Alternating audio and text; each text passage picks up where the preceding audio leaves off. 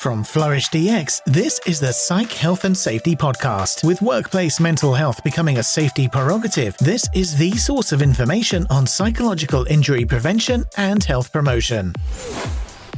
Hi, and welcome to the Psych Health and Safety Podcast. My name is Jason and I'm one of the hosts of the show. The aim of the podcast is to rapidly increase the knowledge and application of psychological health and safety in workplaces worldwide. To help with this, we have regular guests from around the world who are leading the way in this important area. But before I introduce our guest and topic for today, allow me to introduce my co-host, Joelle Mitchell. How today, Joelle? I'm a bit tired, but Okay. How are you? I'm on the tail end of some sort of bug, but that's probably why I've got a huskier voice than normal. It's a bit nasal, I would say. Yeah, it's a more little bit nasal than husky. Okay. Yeah. Yeah, a little bit congested, but we'll make do. We've got 3 podcasts we're recording this week. I know. We'll get So two it takes months me ahead. back. Takes me back to the old days. Yeah, when we were recording 3 to 5 a week. Oof. We were releasing 3 a week like maniacs. Yeah, crazy stuff. Who would do that? Maniacs. Yeah. Yeah, we've definitely toned down the maniac in our old age. Well, we've got other stuff going on now. So Yeah, pretty busy. And you just did your first trip in a while? went over to the Sunshine Coast for a flying visit. Yeah, and you got to stay in a glamorous airport motel, I hear. I did Yeah. stay in a very glamorous airport motel that still had better water pressure than the proper hotel that we stayed in Melbourne. So, Yeah, well, it's Docklands. It's out of Melbourne, but well, still. still. Yeah. Oh, well, yeah, motels are good, right? Like, they don't care about the environment, so. I think you can have water pressure and still care about the environment. Yeah, let's hope so, because I like a good high-pressured shower. Yeah. Yeah. Your hotel booking pattern wouldn't indicate that. Well, it's hard to pick hotel. Like, they should have that maybe as one of the things, like you get a star rating for like water They pressure. They should. I don't think you get that level of detail usually when you're booking. It's an important one. It They is should an have it on important there. one. Yeah. All right. Well, yeah. So it's nice to have you traveling again. You are our global head of Psych Health and Safety. One day you will travel internationally. Next month, I believe I'll travel. Oh yeah, actually you will be. internationally. Yeah. So that's good. So New Zealand, the centre of the world for Psych Health and Safety. Look out, Joelle's coming to you. Look out, New Zealand. Yeah. All right. Well, we should probably introduce our guest in. Yeah, she's probably sick of hearing us nattering on. Yeah, she's used to that anyway. She is. Yeah. Look, so she is a repeat guest of the podcast and a good friend of ours. She recently joined us on a live webinar series. She's a leading expert in workplace mental health awareness, leadership and best practices. She's been consulting with organisations for the better part of 2 decades, helping them to optimise mental health outcomes to reduce injury and improve culture. She is the director of Anna Feringa Consulting. Welcome back to the podcast, Anna Feringa. Good morning / afternoon, guys. For those that are joining us all around the world, it's lovely to be back again. And you can actually book a hotel based on their green rating, and big comments coming from an owner of a ceramic heater under your feet, Jace. Yeah, well, yeah. It's either that or turn on the air conditioning for the whole building. So Yeah. Oh, good. That's a good call, Joelle. Yeah, it's one or the other. harm reduction, Anna. Yeah, so well, green rating. So like for water pressure then, would it be better to get a 1-star rating for water pressure or a 5? I think it's like when you buy a fridge and it's got 5-star energy rating, but it's a really crap fridge to own. It's a really Doesn't keep things cold, but it's got a great energy rating. Yeah, it's going to reduce your bills and harm the environment that little bit less. But get used to clumpy milk. Yeah. Oh. Yeah, no thanks. All right, Anna. So standard starter question for you. What podcasts are you listening to lately? Well, I am still one of the major fans of, Brene Brown and all her associates. So I know that I can listen to all my associates around the world that just jump onto the old Brene Brown podcast. So lots with Mr. Sunshine over there. We've got, I've got a big thing with Kelly Ireland at the moment. She's fabulous. It's just a bit of a mixture at the moment. I try and stray away from listening to so many things that hone in on psychological health and safety, because I think that a lot of other spaces and areas around sort of leadership and human behaviour and response and so forth in workplaces, if we don't keep it on track of those, we tend to get a little bit tunnel visioned. So trying to expand my horizons in the leadership and human behaviour as a holistic approach, Joelle. And when I'm not doing that, mate, I'm having a glass of wine and listening to some good old 80s music. Nice. I was listening to some 90s music on my drive into work this morning. We're evolving. I cannot get out of the 80s. Refuse. I was listening to 2000s and 20s, but that's because I had my daughters in my car this morning. Yeah, that's involuntary listening, so that doesn't count. Yeah, but I kept it on when I dropped them off at school. Oh. I'm not judging you. It's only a 5-minute journey, right, from their school to work. So. That's true. Which is why we have these offices, listeners. Yeah, that's right. Well, why can't I choose something that's self-serving when I'm the boss? That's the benefit of being the boss. Yeah, that's probably right. the only benefit. Yeah, got to have some benefits. Yeah. So, Anna, what have you been up to since we last caught up with you on the podcast? Wow, Joelle, I think it's been much like our previous conversation before we jumped on the record. I've been living at airports at the moment. And I guess, it's that whole diverse piece of, juggling life and airports and what to pack, because it's not just the whole woman thing of what we're packing and what we're not packing. I'm talking, am I packing steel caps this week? Am I packing a suit? So just goes to show just how many people are reaching out in this space, cross industry. So yeah, airports, planes, public speaking, workshops, coaching, and I guess what's pertinent to today's chat is lots of times with executives, boards and trusts. A lot of those conversations go really well. A lot of those conversations are a challenge, and then the challenge continues about what happens after that, because you can turn up and you can get some energy and some insight landing on the list of priorities, but you just wait for that phone call afterwards, and whether they call back or not is another thing. But round the round of Australia we go, and off to New Zealand next week. So a lot's happening. Mm. Yeah, there's I did get asked a question the other day, or there was an assumption made, I should say, where they said, I guess it's probably mining that are the ones that are more interested in new services, given that they're more mature in terms of health and safety. And I'm like, nope. Anyone that employs humans are actually interested in this area at the moment, as your wardrobe that you're taking with you on your trips would attest to. There's a lot of heavy reaction in that particular industry at the moment. And what that particular industry has been doing, if you look at the history of safety, in particular with mining, with the zero harm affect, it's just not a zero harm problem. And I can duck down and go all hell bent on why zero harm and the analogy of it's actually causing more harm, but that can be a podcast for another day. Because I will tangent, Joelle. I will go down those rabbit holes that you like. I'll be right there with you, Anna. Yeah. So look, there is some keen interest, but again, am I getting the traction that I would like with the industries that are requiring me to pack my steel caps? Very much middle to upper. But I have not sat in front of a board or any executives of those steel cap owning organisations just yet. So it's very much going middle up, which is, it's a start, but it's not ideal. Yeah. No, we have heard that it's hard to get it on the agenda at the moment at that level, even for those people who are at that middle to senior levels of management to get it on the board agenda. Interesting to see what transpires.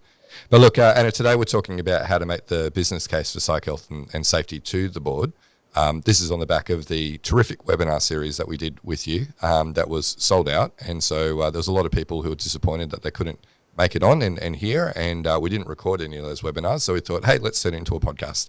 And you're nice enough to re-record, I guess, what we've already spoken about 3 times with you. Hey, it's okay. We'll see if we can bring a couple of new flavours in today as well. Yeah, so maybe just for our listeners, to give them a bit of a snapshot into your experience, can you talk about specifically your experience in presenting to boards and execs on psych health and safety and making that business case? Yeah, sure. I think, one of the things we've got to remember is that, we tend to, as humans, think, one construct is going to serve all audiences. So my experience, particularly, I would say over the last 6 to 8 months, and I know that's only a short time period, but again, that sort of that nous, the gathering of people's awareness, and I'll go the opposite end. You go, a bit of fear and trepidation about what these regs mean. is, spiking a lot of interest from a variety of organisations. I mean, I was, in steel caps, and then I had to quickly go home and race home and then whack on a suit because I had to go and deal with people in the education sector, and then go and change and then deal with people in the zoos sector. So you can see that it's quite diverse, right? And as you said, Jace, it just depending on what board you're speaking to and the industry that they're running is really showing me patterns about their level of interest and how quickly it lands on the priority list. But look, and they can vary too. They can say, yes, come and talk to our board. And then I'll walk in and there'll be one board member, which is awesome. But, the rest of it will be a blend of executives, and then second down to executives, or a senior manager once removed, so forth. So, but as long as I'm walking into a room where there's people that are in decision-making capacity, we know that we are projecting, we know the next hour and a half is not going to just sit there and spin on its wheels. So, multitude of industries, multitude of states at the moment. Jace, I've been, packing suits and steel caps and going around, and then also really picking up the questions, the comments, I'll be brave, resistance that we're getting, which is, I'm hoping we'll dive into today. But it just seems to be a really diverse and fast-moving sector. And also the notion of why it's a priority is a very big one, of why I'm picking up as well. I know this is going to take some time, but I would really like to see it become more of a, we want to stop hurting people rather than this is something that we must do. But again, I'm of that particular opinion. If it's in the building, I don't really care how it gets there. I just know that if it's in the building, it's going to positively impact, if not one human, many. So I don't sort of get too much of a bee in my bonnet about that right now. I think I'll have a bigger bee in that bonnet in 24 months' time if people are just going, here, Feringa, come and tick this box for us. I'll be like, no, your level of maturity is still questionable. No, very cool. Always the polite heartbreaker. I'm sorry, but I'm brutal. All right, so hopefully we've got listeners tuning into this episode who are sort of maybe they've been asked to put forward a paper to the board, or they're thinking about how they can approach this with the board. So what are some of the considerations that they should think about before they actually get up there in front of the board and do their pitch? Yeah, and I'll rattle off some standard considerations that we've spoke about in our past webs. But one of the recent ones that I wanted to inject in today's podcast is, and this beautiful saying comes from my business manager, Caroline, actually, so I'm not going to take kudos from her. But, she says, a lot of our clients say, look, our board is already on board. Just come and show them how to do it. And what we're finding is we get in there's a big difference between understanding what the right thing is to do, but still the gate as to why is still missing. So if you're in that position, or if you're listening in today and your board's saying, don't show us, why we need to do it, because we already know what we need to do it. Just show us how to do it. I always find that if you leave the why completely out, that, that boards and executives will start to distance. So as much as they, and I mean this respectfully, as much as they indicate that they are, they've got good intentions to get it in the building, we respect the concept, please don't leave out the why. So it's really important to, go through all of the whys in why this is important. So how much does your board actually know? They know that they have to do it. They know that it's a good thing on the surface, but please don't leave out a little bit of over-education, if you don't mind me saying it in that way, because I find that when that has been chopped out, the conversation's halved. Secondly, I don't want anyone tuning in today, because I know it's a big thing to present a business case to a board. The knees are knocking, the teeth are chattering. Boards they can be confronting. It doesn't matter whether you're an absolute expert in what you do or whether it's your first time business case. It's really important to have a meeting with a board member or an executive before you go in, and make sure that you have got someone completely on side in that room to make sure that they back you, because you can never ever predict with the amazing and highly intelligent heads around the head of a board and a room of executives what questions are going to come your way. So always expect to be stumped. I still get stumped. I work in the area of psych health and safety every day, and I would never be a complete expert. We're all learning every day. But make sure you have that executive sponsor that truly understands the why, the how, the when, and what's required, because the biggest questions come when the what's required is raised. And, without sounding a surprise, that's going to have all the things attached to it, like resourcing and funding and time, and the big one, change in operation or any kind of sense of modality. So that's where an executive sponsor can be really important. You need to really think about what data you're relying on. So you can run into a board meeting and go, look what all the national research says. And, as we've just spoken about recently, there's really solid, validated evidence out there. But is there a lot of it? No. There's a lot of investigations out there. I need to be careful here so I don't tick too many people off, that claim that it's good research and validated and, longitudinal research. But again, this space, although has been studied for some time, in its pure application of the pace that it's being applied now, we just need a little bit more time to be able to measure that. So data would look like what is around in Australia. I mean, particularly stuff under like Tony LaMontagne, the integrated model. We've got a lot of great research coming out of Black Dog with the modernisation of work report under Samuel Harvey. All of that's really good stuff, and I'm very high on my academic words today, guys. It's really good stuff. These blanket pieces of research that have, surveyed 2,000 people just in the financial sector, you need to be careful with what research you're using. But also, let's not forget the big stuff. Let's have a look at the internal data. And I'm sure everyone that's tuned in would have heard this before, but this matters. And that is, what are your current absenteeism rates? What are your current planned and unplanned leave rates? The rate of complaints coming into your human resource department, your workers' compensation claims, because all of that is a real live snapshot on what is happening in your organisation. And then you've got amazing institutions like PricewaterhouseCoopers that can go, well, here's where and how your current rates of performance can either be improved or at least, at the very least, make them plateau a little based on certain interventions. So what external data are you using and what internal data are you using? It's really important where you can. It's quite hard to get industry comparisons. I know the Thriving at Work report by Superfriend has dug into it a little bit, but we're heading into 2023 now. Well, we're actually nearly halfway through it. So, I was excited to see that piece of research come out, but that's starting to get a little bit of dust on it now, because that's one of the big questions you've got to be prepared for is how do we compare with our competitors? Because if we're not bad enough, we actually might not have to do anything right now. And I'm sure we'll break into that a bit later as well. And also, how much do you want to tell them? Boards are busy, executives are busy, and ironically, they're probably busy because, and this is a complete anecdotal Anna Feringa saying, but this is what I'm seeing out there and have seen for 18 years, is that a lot of companies are busy because of a small component of people not working well. And that feeds into your turnover rates, that feeds into underperformance, that feeds into poorly executed or ill-timed procedural justice and all that stuff that clogs up how a company should work well and unfortunately isn't because they've got all the backlog of all this stuff happening. So you need to be careful about how much you're telling them because you don't want to overwhelm them.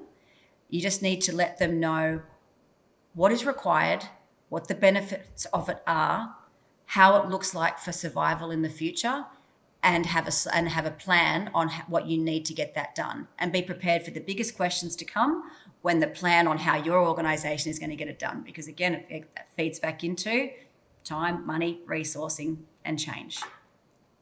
Did you want me to recap that in bullet points? I think our listeners will have to rewind that and listen back again. Yeah, they can make their own notes. Yeah. But it's the data one's an interesting one because you said look at internal data, look at external data sources, and you referenced some good ones there as well. It's interesting because sometimes we hear from execs or boards, but we're different, right? So we can't really look at that report from say Superfriend and apply it to our context. Yep. So it doesn't really make sense for us because we're different. But then you show them internal data and they're like, oh, but how does that compare to others? Like, so then they become really interested in other people's data. So I think it's when you're preparing for your business case, I think it's a good idea to have a blend of both internal and external, because you'll find that they're likely to discount one or the other, or maybe even both. I don't know. Yeah, But like it's the an circle of irony. The circle of irony. Like no one else compares to us, but show us how we're comparing. Yeah, that's right. They all want to know. But how? Yeah, like you say as well, Anna. Like they could be doing, like, let's take the legal industry, who definitely need to get a handle on this. They want to go, well, let's compare ourselves to the legal industry, and go, oh, we're actually not doing bad in comparison to our peers. Mind you, the whole industry is probably doing really bad. Yeah. And then they're like, and like you say, then there's no momentum or motivation for change, because we're actually doing okay, it looks like, when you compare to others, but actually we really are still harming people. But that doesn't matter because it's the same as what everyone else is doing. Yeah, it's quite funny. I mean, not to head into the micro level of what I do, but when I'm running particular workshops, particularly for leaders, I'll always have a focus group component in there, and it doesn't matter whether they have a great day out. I mean, we can argue about whether training's effective all day, but one of the most powerful things I pull out of there is the 6 dimensions of what Beyond Blue have been studying for years about what defines a psychologically progressive, psychologically safe, progressive workplace. And the scores are really quite confronting, because they're all then reported up straight to the executives. And, they're, again, I have to be respectful, but, a lot of boards and executives are like, we've just funded this program, we're progressive. But the story that their people are telling them outside of that training program of what they need and how safe they feel at work is another story.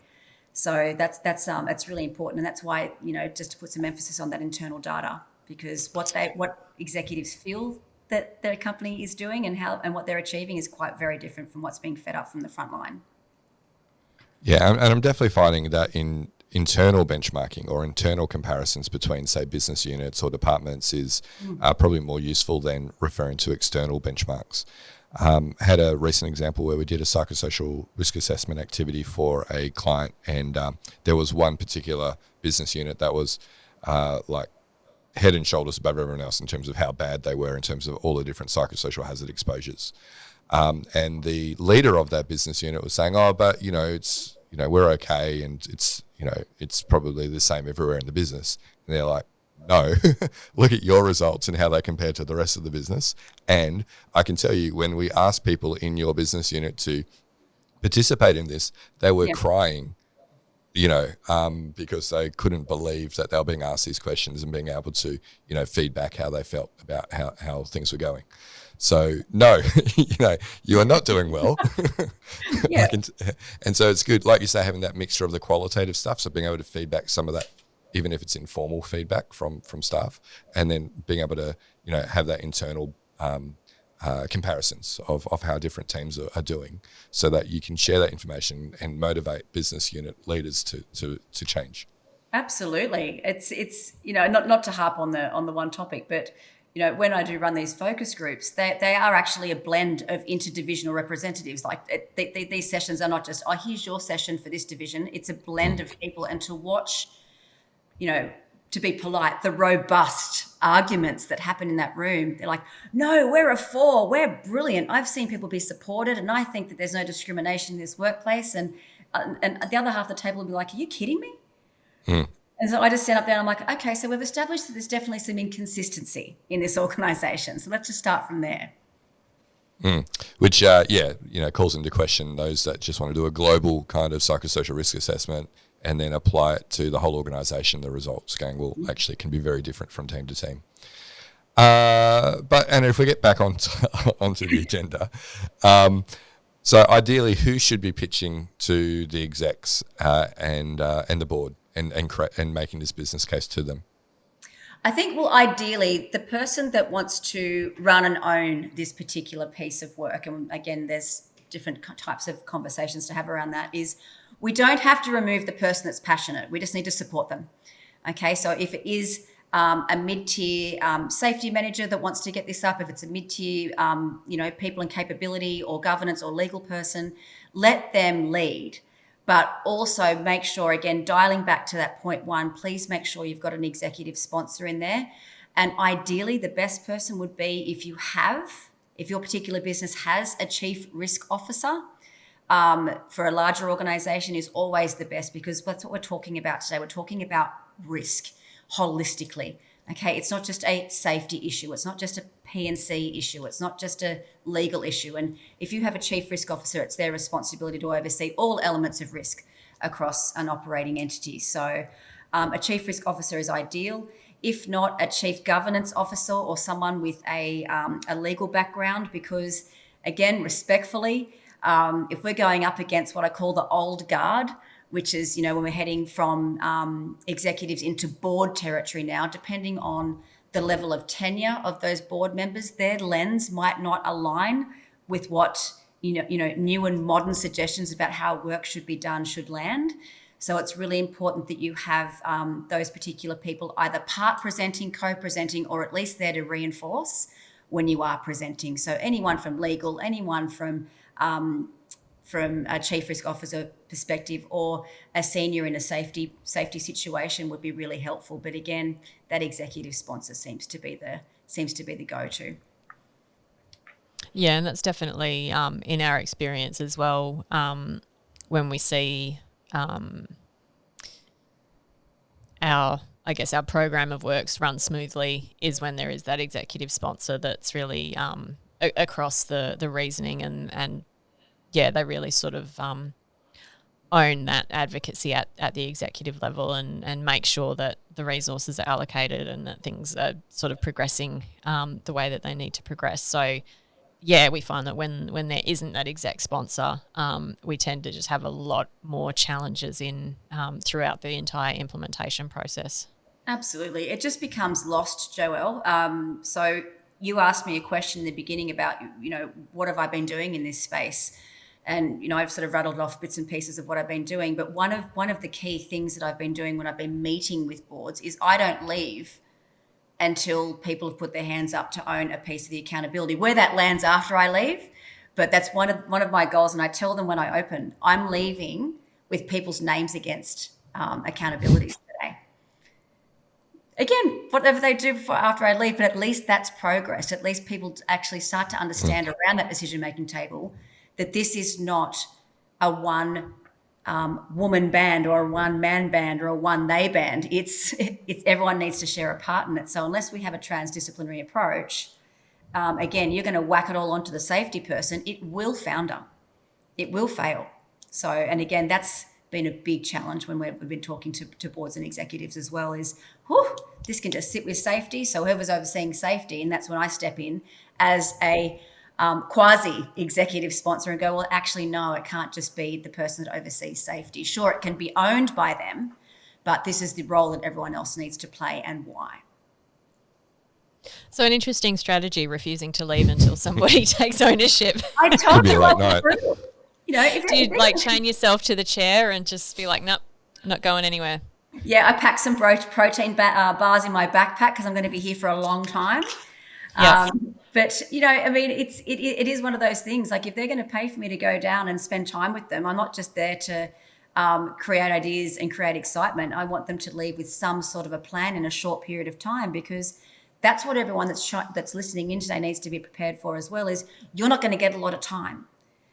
You're going to be slotted into an executive or a board agenda, and you're lucky to probably get 20 minutes, 30 minutes. I mean, I'm lucky because they're paying for me to fly, so it's a little bit expensive for them. So they give me an hour, which is not long enough really. But, to be prepared that when you are building a business case, back to that, how much do you want to tell them? What are the pertinent points? What's going to make the difference here? Because you're not going to have a lot of time to work with, and you're going to have to filter in question time in there as well. Yeah, and I guess that's sort of part of the reason why you do things like the pre-read and hope that they've actually read the pre-read. Sorry, Joelle, I didn't mean to laugh then, but I'm going to call it for what it is. There's a third of board members that are highly analytical. They'll read, and the rest will be sorry, what? And they'll be on their emails in the meeting Yeah. trying to find it. So that's just the Yeah. reality of it, though. Like, I'm not here to sell a board meeting or an executive meeting for what it is not. Yeah, no, definitely. So let's talk about reasons that execs might have to resist this progress or decision to invest in psychological health and safety. Yeah, and these are the curly questions that come at you. And again, this reinforces, you know, what data are you relying on? Because the first thing you're going to have to justify, and it's just the name of business at the moment, is cost.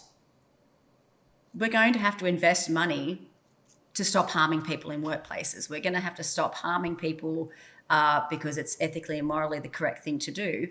But it's important that you do use some of that data to show, particularly chief financial officers and people that represent spend, about how much can be saved.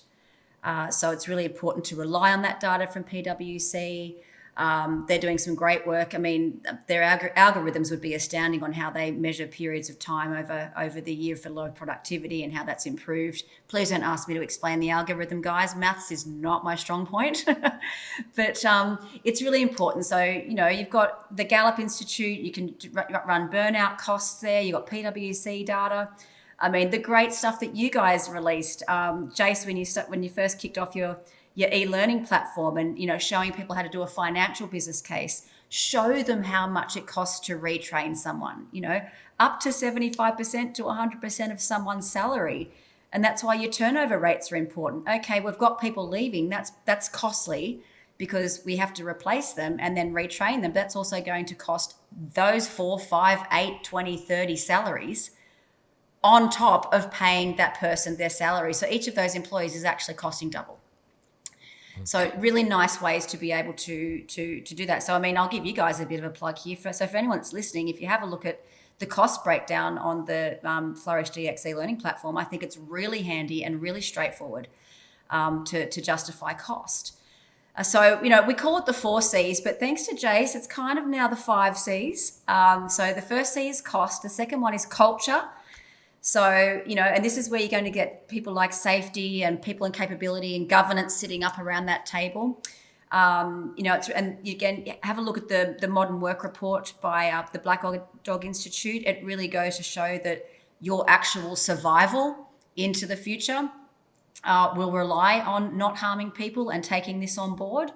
I always say, you know, particularly with younger workers, they're actually going to be coming in and asking you in interview, how are you going to keep me psychologically protected now that you've outlined the risks that are associated with this role? So what have you got in order to protect me or at least reduce or minimize harm where possible? And the thing is, you know, I could have had 3 interviews that day. And if your answer is flippant and, oh, we've got just an EAP program, I'm not coming to work for you. So the culture bit is really, really important. And that kind of holds hands a little bit with competition, which is our 3rd C. And that is people are going to, well, they've started to leave. We've had the great resignation. People are going to go and work for people that treat them better, that understand how to respond to risk better. No one gets that right yet because we're still trying to fumble away around what risk is and how to mitigate it reasonably and appropriately. But again, back to that interview, if I've had 2 robust answers in my interview circulation day and you've given me a flippant answer, I'm not going to come work for you. I'm going to go work for employee A or B. So competition's got a big thing, and also not just about acquisition, but retention. So again, this leads back into everything that's important to a board. Are we manned to perform our business? Do we have the money to perform our business? So if you can show them indirectly the money that they're quite frankly hemorrhaging, that's going to have an impact on their future operational survival. So competition is a big one, particularly with younger workforces. I don't mean to just isolate younger workforces, because we've seen during the Great Resignation that people of all age cohorts are leaving. They're just like, well, you know what? Bugger this. I don't have to sit here and put up with this level of risk or this level of treatment or whatever you want to call it. I'm going to go and work somewhere else because there are people out there that are willing to protect me a little bit more and also include me a little bit more, which is, you know, vitally important for how to determine what a psychologically safe workplace is. And that is, will I have a voice and will I be heard if I speak up? So we've got cost, we've got culture, we've got competition, and then we've got compliance. So that's one of the very new ones that we're all very excited to put in there. And Joelle and I are very like-minded in this space. We can dance around the whole please stop hurting people, but if I can use a stick to grow a whole farm of carrots, then I will. So guys, if you don't start doing this, here are the consequences. And for those that are chiming in, you may or may not know that the onus lies squarely on directors' shoulders. And when I go in and present to boards and I mention that there's moderate jail time on the table, I watch everyone go that lovely shade of, my triangle sandwiches and my lovely sparkling water to just green and grey. And then, Joelle, you and I were talking about some states that aren't regulated when they don't think that they're regulated, but they are regulated. Like, let's take Victoria, for example. Those 2 Victorian directors that were fined a few weeks ago, and one was jailed last year. It's always been sitting in the Act. It's not new. It's just more defined. It's more refined now. So for any Victorian people that are chiming in today, it's not like you have more time because they're still not mucking around with coming down on mismanaged psychosocial risk in workplaces. So that's, compliance. I know we could talk about compliance all day, but I know that a lot of your listeners have been following along with everything that's, feeding into what compliance adherence looks like. So I'll jump into the 5th one, which is clarity. So just to recap, so my first answer doesn't sound like the first segment: cost, culture, competition, compliance, and clarity. And I'm going to use a Jason Van Schie piece here now, and that is, when you are talking to boards and their risk appetite, and I hear it all the time. I hear boards go, well, look, we've always had workers' compensation claims. We've always had people leave. Our walls haven't fallen down yet. We're still making money. We're still surviving. But the question is, for how long? Because their level of risk or their risk exposure has actually been quite moderate. Not to play down anyone that's been injured on a long-term psychological claim. They're disgusting to tease out and protect the person that was injured. But they've got a little bit of appetite for claims. They've got a little bit of appetite for HR complaints. They've got a little bit of appetite for people leaving. And then what they don't have an appetite for is the pointier end of, why I'm certainly in this game, and that's saving lives. And that is, if someone was to take their life and leave a note saying that their workplace was responsible, what's the appetite for that? And I think that's quite profound. And as you can see, there's zero appetite for that. And that is happening because as it stands, I mean, I don't not fill anyone in on this openly when you ask me what I've been up to, Joelle, but I'm responding to 3, possibly 4 workplace suicides a month. And when I say respond, I'm not out there clinically treating anyone because that's not what I do. I go out to make sure that they've got the appropriate systems set up for the appropriate period of time that people may need support. And also making sure that how this particular incident was recorded, and then helping them understand what could have mitigated this. So not the clinical part, that's for the clinically qualified people to do. But, the clarity on what risk appetite is more pertinent than ever. And I don't know what it is about the last few months, guys, but the last 3 months have been horrendous in this space. And it's getting worse. So the clarity around what your level of risk appetite is, pitch that hard, pitch that until you hit a home run. Hi listeners, Jason here. We hope you're enjoying this latest podcast episode. Now, if you're like Joelle, Alicia and myself and enjoy learning from the best, then the FlourishDx Academy is for you. The Academy includes free e-learning courses on the ISO 45003 standard for psychological health and safety at work, and associated topics such as how to conduct a psychosocial risk assessment and how to create the business case for psych health and safety. All courses feature high-quality videos, downloadable resources, multi-choice questions, and a downloadable training certificate on completion.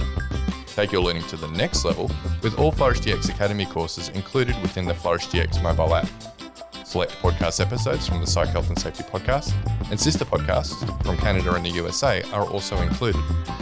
Get started with FlourishDx for free at www.flourishdx.com/get-started. That's www.flourishdx.com/get-started. Now back to this episode. Yeah, I hold the Reserve Bank accountable for a lot of what's happened in the last few months, among other parties. But, as a mortgage holder, I don't really appreciate the Reserve Bank of Australia right now. No, I got a second. That might just be me. No, I don't. I definitely don't think it's you. It's a crazy economic climate out there. It was Putin. Putin. Yeah, Blame Putin. Blame Putin. All right, so I think those are good, some good ideas that you've given people there around how to prepare for the resistance. On the other side of the coin, what would be the themes then to make a really solid business case that would sort of encourage executives to agree to the investment in psych health and safety? Is it those same sort of 5 C's? I think it would be the same, because the resistance is going to be things like, look, we oversurvey people, so why would we bring FlourishDx in? Why would we bring Anna Feringa in? Why would we bring anyone in? We already question and analyze our people. Well, again, this goes back to the very first point I made of today, is boards that claim that they're on board and that they know don't necessarily know the why.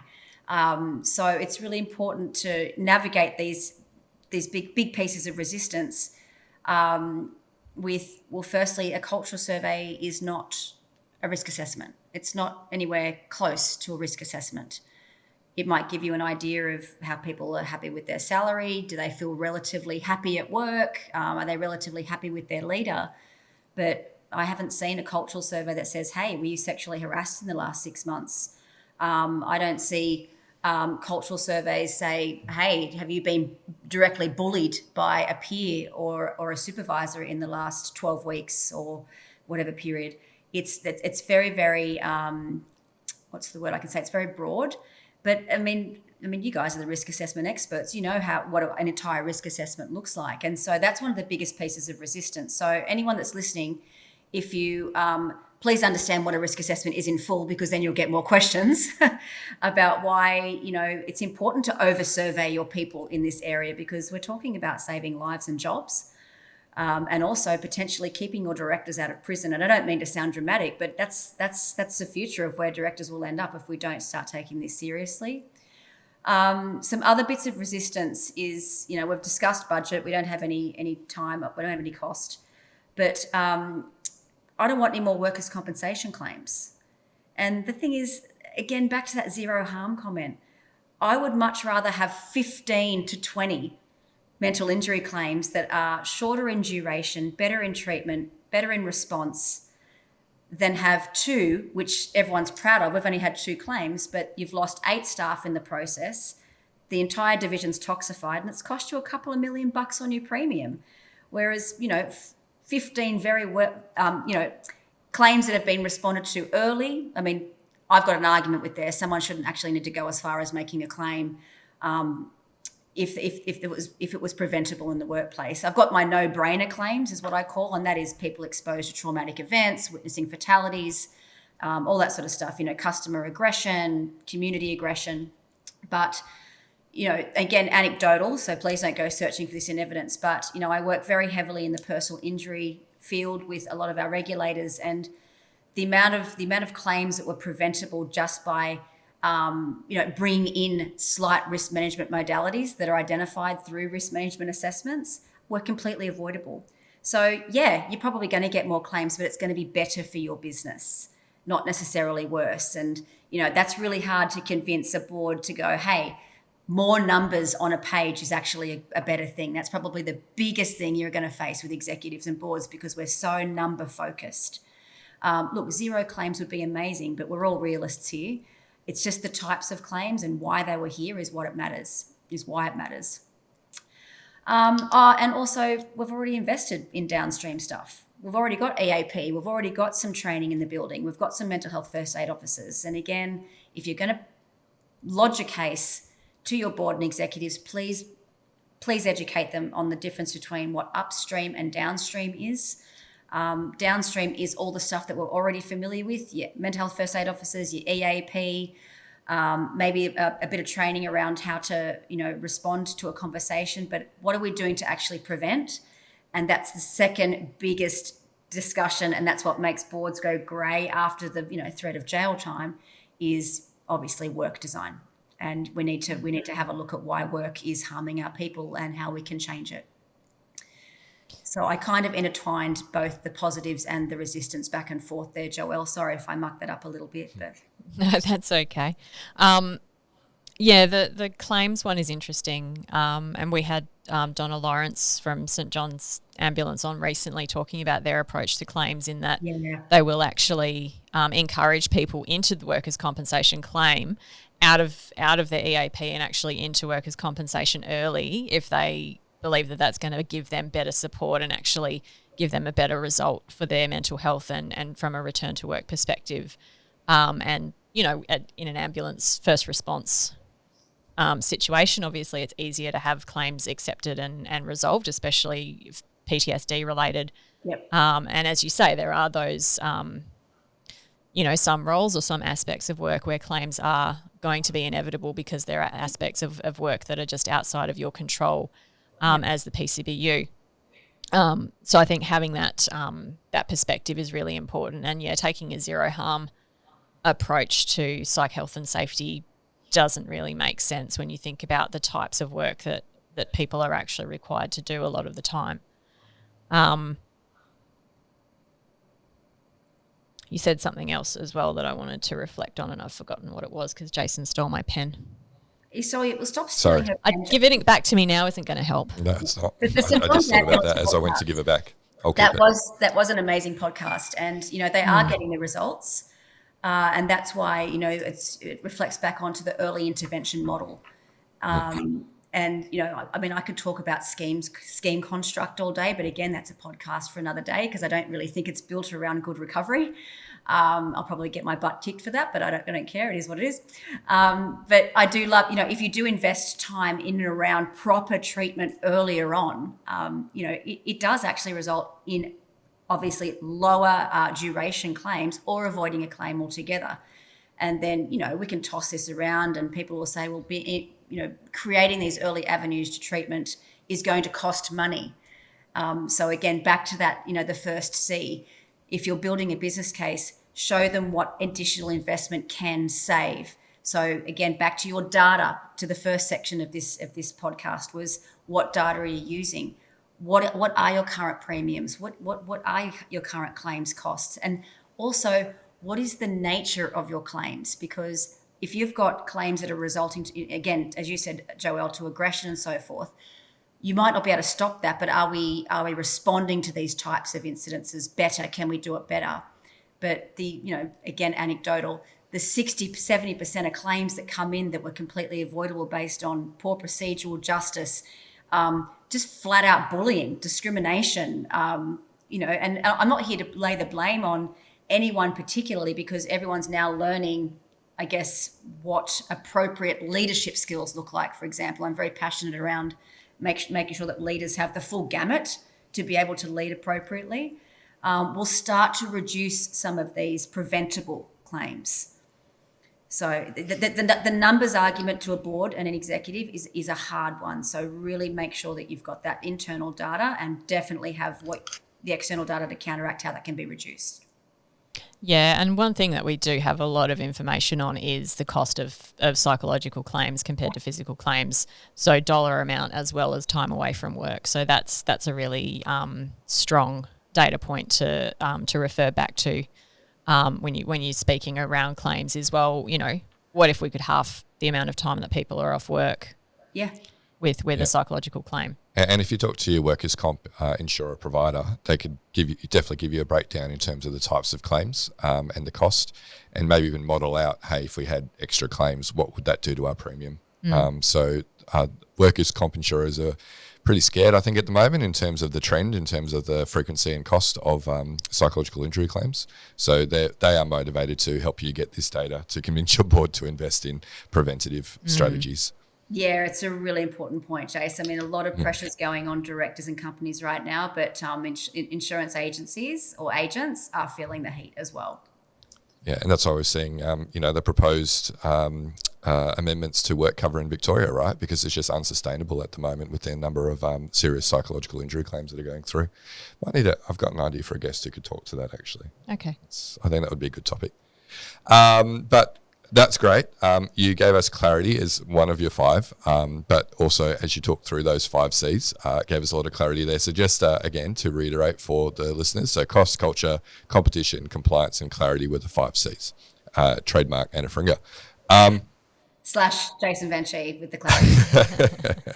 But I guess, once people have put together this business case and have proposed it to the exec, what should happen after that? So this is the importance of having that executive sponsor, because once that person, that very passionate person that we all love, that's trying to take this as high up as they can, disappears from that room, that executive doesn't. So it's important to have that executive sponsor to, again, table that meeting on meeting or board meeting on board meeting to make sure it continually gets raised. But also, if you're not as forthright as I am, try and get people to be accountable or start having the discussion around who would be accountable for what component, because that then you can then leave that meeting knowing that people have put their hands up for certain pieces, which is going to help the executive sponsor then follow up with those 5, or you can work directly with your executive sponsor on how to contact those particular executives that are accountable for components individually to make sure that they're being driven along. Or it may actually even result in you leaving that meeting and then having individual meetings with each of those people to then spend more time with them on how they can own their section of psychological health and safety. Interesting, isn't it, that as an external party you can come in and be more forthright with the board than you can when you're an internal position, and often you're given more credibility as a third party than you are as an employee, regardless of your expertise. That's right. It's bureaucracy at its finest. It is. But also a tip for people, that anyone that's listening today as well, is not every executive, not every board is going to jump at this. It's going to take time there.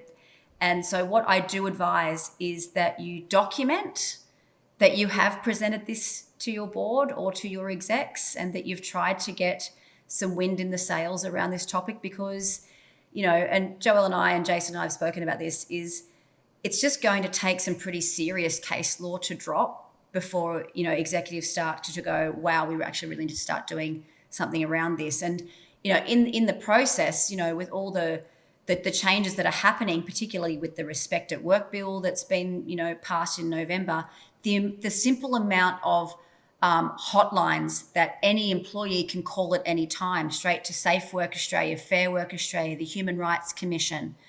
That's just one phone call from any employee at any point in time. That means someone's going to rock up on your door and they're going to ask what's happened in this space. And if you are in a position where this particular area of psychological health and safety has been sort of lumped in your lap, that you can cover your tracks to say, I presented it and here's where it was left. So yes, we want everyone and every organisation to be on board here, but I'm also here to protect individuals that were gutsy and passionate enough to take this up to where it needed to be and not get railroaded in the process if there is an investigation or a regulatory inquiry.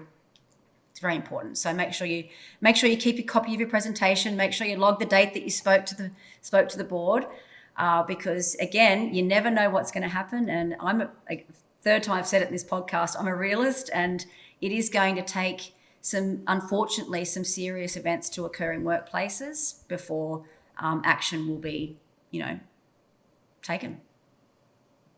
Yeah, and having a record of whatever decision was made in response to your paper or your submission as well. Absolutely. All for one and one for all, Joelle. I know. So I guess we've sort of talked about this throughout our chat today, but what are some of the realities that people should be prepared for when they're going in to deal with the board and exec and talk to them about this stuff? Yeah, so I think we've sort of covered the fact that this might not necessarily be an easy meeting. I mean, by all means, get excited, okay? Because you are educating people to stop harming people. So that's number one. But the realities are that, yes, you're going to have that meeting and you're not going to hear anything back from a chunk of people. The reality is that it may actually send a board or an executive into some sort of panic or reactive state of mind where they might not disseminate the work appropriately. So that the person that suggests it might find themselves doing too much work. So again, that needs to go back to an executive sponsor where you can disseminate or share that work. I've been seeing that happen. So the person that brings it up there, the board turns around and goes, great. So we'll look forward to your response and the progress in this area, Anna. Thanks. But it's just one person from a safety unit that they need the transdisciplinary support. Also, be prepared for some really clever questions to make your business case not sound as important as what you thought it was. But just know that if you do have, again, the first segment of this podcast, if you have your executive sponsor, if you know what data you're going to be using, internal and external, keep it short, keep it simple, and be guided by your executive sponsor about the type of language that will appeal. You should be able to reach some traction. But as you said, Joelle, it is very, very hard to get this work off the ground if there isn't anyone that is in a key decision-making area that won't see the fruition of this particular project. So I appreciate passion, but you really do need someone that sits at that, I don't even know what table we call it these days. They're all different shapes. It's sitting at the oval table, continually bringing this idea up and reminding them that this is risk and this is also compliance and that we need to do this. And that's why I harp on the chief risk officer or anyone in the governance position to be able to continue to bring this to the table on your behalf. Yeah, and I think the other thing with having that executive sponsor is that, you know, they're part of that group of people. They understand the politics within that group, but they understand the personalities. If they're good at their job, they understand the threads that are going to be more significant to different members of that group, what are going to be the priorities for them, and what arguments are more likely to win them over. So aside from just having somebody there, I guess to have to ensure that the stuff is done the right way, it's also about having somebody with the inside track on how that group actually operates, and I guess from that that organisational politics side of things, hopefully having the insights into actually how to put something forward that is going to gain traction with that knowledge of how that group operates.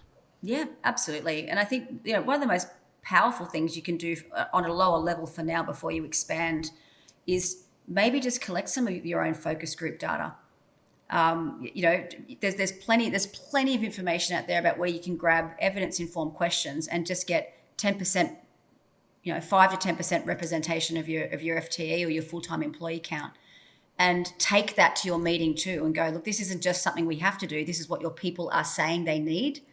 And that should hopefully slice through the resistance that our way is the best way. Well, here's some data to suggest that it's not. And that's pretty irrefutable when you're actually showing the board what the people within that organisation are saying and not just what external research is suggesting as well. It's very, very powerful. Well, Anna, it's always an insightful discussion whenever we have you on the podcast. I can't remember what your answer was to this question last time, so I'm going to ask you again, and it may have changed since last time as well. So what are your hopes for the future of workplace mental health? My hopes for the future of workplace mental health is that it simply becomes just like it is with physical safety. I mean, it's 25 years, 30 years behind physical safety. My hopes will be that, it will be taken as seriously, but that's only we've just got to give it some time. We've got to make this land. It's got to marinate in workplaces. I'm going to say something a little bit controversial here, but I get a little bit annoyed because there is that much academia coming at this space right now. And it's just like, well, okay. And everyone's like, that's not the right way. And that's not the right way. And that's not the right way. Well, how about we just start? We're talking about small, medium and large employers across Australia and globally. And, not everyone's going to get it 100% correct. I don't even think there's an academic camp that can actually say this is the absolute correct way to do it. I just think it's going to be the same as physical safety was, working out how standards work. Standards will change and evolve over time, but I just want the language to be understood. I want boards and executives to really start taking this seriously and to have it as a key priority on every board agenda. So up there with supply chaining, competition, resourcing. I want to see, I don't even think physical safety is discussed as well as what it should be at a board level. So I guess my hopes and dreams are going to scoop up both physical and mental safety. But again, that's a matter of time and education. And again, everyone that's tuning in today, just getting it up to the board and seeing where you go with it. But long and the short of it, Jace, I want to see where it is with physical safety. Yeah, and yeah. But, like you say, we can learn lessons from the physical health and safety space. Yes, it is an advanced state compared to where we are with mental health in the workplace, given that we are more thinking about systems and engineering in that space rather than, still focusing on the individual when it comes to mental health. But, there have been people who have been trying to say, hey, we need a chief wellbeing officer, right, to look after this. No, you've got a chief risk officer generally on the board, right, or someone who holds the risk portfolio. Yep. So, that's going to be a stronger way to influence the board to make decisions that are beneficial for the well-being of workers rather than having someone who's promoting fruit bowls and yoga. Absolutely. I find that boards have less resistance if there's less that you need to change. I mean, obviously we need to change a lot, right?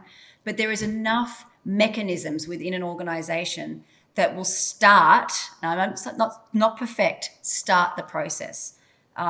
Your WHS or OH&S committee, what does that look like? It's got a bunch of representatives on it where half of them turn up and you have the same schedule for every month on month and nothing actually gets done. So how can we reinvent that? It's not a new thing. It's not costing anything. It's not taking any additional resources off the floor.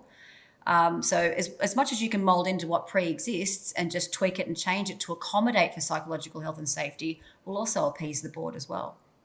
Yeah, we completely agree. Yeah, use existing structures where they exist. Yeah, absolutely. And that's the whole point of ISO 45003 is to say, well, you've already got a management system. Let's just tweak that. Yeah, exactly. I mean, it does come with its own complexities, but that's why we've got, experts like yourselves in the field to start tease that out, right? All right, Anna, words of advice for listeners who are maybe grappling with the requirement to present to their board. Words of advice, gosh, I should just bullet point the whole podcast, shouldn't I?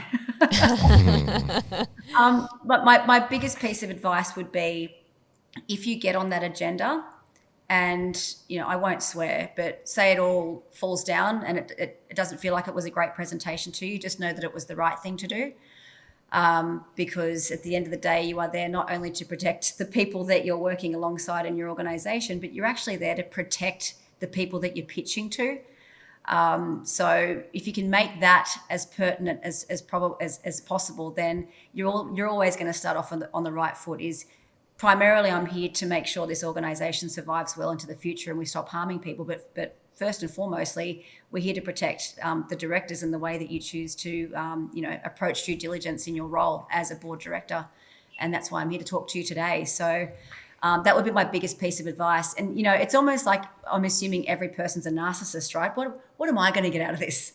But at the end of the day, I am going to listen to you for this 20 minutes because you said you're here to protect me. Well, what am I doing wrong? Because a lot of board members tend to just, keep modelling the way that we used to do. Again, the old guard approach. And I mean that respectfully. But, if you can show that you're there to protect all elements of an organisation, you're not doing the wrong thing, regardless of how it ends and regardless of how it's picked up by the board. You've done the right thing. Yeah, I think that's some really useful framing. Thank you. No problem. Well, Anna, always a blast having you on the podcast or doing a webinar with you. So thank you very much again for rehashing what we, I guess, covered in the webinar. And yeah, maybe we do need to bullet point it in the show notes for people so that they get it. I'm a bit worried about the first part of the podcast. It sounded like it kind of went up and down, around and around. So I apologise to the listeners, but we tend to rabbit hole a little bit. I apologise. That's all right. It's par for the course. But no, Anna, I mean, I really respect what you're doing in the space. I think you're great. Hopefully our listeners can reach out to you. Where would they find out? Or where would they find you, Anna, if they wanted to reach out to you about anything you discussed today? No problem. So you can find me on LinkedIn. So just punch in Anna Feringa at LinkedIn and you'll get me straight up there, or www.annaferinga.com.au. Beautiful. Well, thanks again, Anna. We'll hopefully not have to wait another year to get you on the podcast again. You guys couldn't wait a year to have me on again. No, I don't think we could. But look, listeners, that brings us to the end of this podcast. Don't forget that we do record these over video whilst we are having these conversations, so you can check out the FlourishDx YouTube page if you'd like to check out the long and short clips. We also post our short clips regularly on the FlourishDx LinkedIn page. So if you're on LinkedIn, like Joelle, Anna, and myself are regularly, then you'll find lots of short clips on the FlourishDx LinkedIn page. And don't forget, you can connect with the three of us over there as well and continue the conversation. But that brings us to the end of today. We'll catch you next episode. You've been listening to the Psych Health and Safety Podcast. To stay up to date with the latest on psychological injury prevention, follow FlourishDx on LinkedIn and subscribe to the Psych Health and Safety Podcast at www.psychealthandsafety.com.